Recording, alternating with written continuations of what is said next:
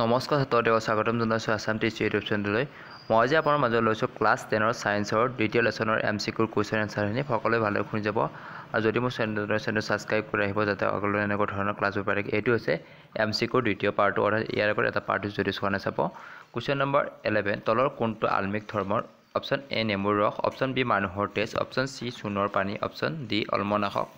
উত্তৰটো হ'ব অপচন এ নেমুৰ ৰস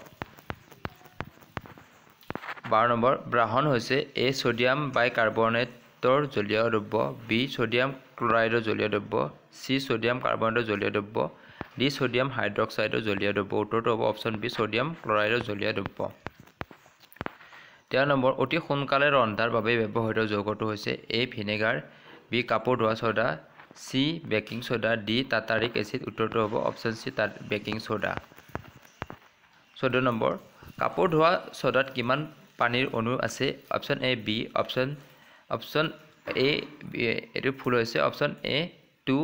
option B 5 option C 7 option D 10 উত্তৰটো হ'ব অপচন ডি 10 15 নম্বৰ মিল্ক অফ ম্যাগনেসিয়া হৈছে A zinc hydroxide B magnesium hydroxide C calcium hydroxide D aluminium hydroxide উত্তৰটো হ'ব অপচন বি ম্যাগনেসিয়াম হাইড্ৰক্সাইড 16 নম্বৰ পানীৰ অলম দ্ৰব্য বিদ্যুৎ পৰিবহন কৰে কাৰণ এ অলম নিজেই আয়নীয় হয় বি পানীৰ উপস্থিত অলম আয়নীয় হয় সি পানীৰ বিদ্যুৎ পৰিবহন কৰে ডি মাত্ৰ পানী আয়নীয় উত্তৰটো হ'ব ডি মাত্ৰ পানী আয়নীয় 17 নম্বৰ টেঙা দৈত থকা এসিডটো হল A oxalic acid B tartaric acid D lactic acid C lactic acid D ওপৰৰ এটা ন উত্তৰটো হ'ব option C lactic acid 18 number পনিয়া সালফিউৰিক এসিড দ্ৰব্যত সোডিয়াম এটুকুৰা যোগ কৰিলে তলৰ দিয়া কোনটো গ্যাস উৎপন্ন হয় A H B S O C H S D O two উত্তৰটো হ'ব অপচন এ H2 19 নম্বৰ নেমু টেঙাৰ ৰস আৰু কফি হল এ দুয়োবিধেই ক্ষাৰকীয় বি নেমু টেঙাৰ ৰস আলমিক আৰু কফি হল ক্ষাৰকীয় সি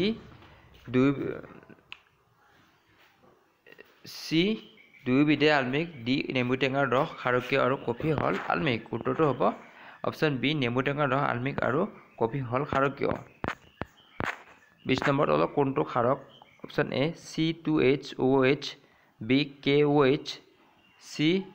NHOH ডি NaOH উত্তৰটো হ'ব এ CHOH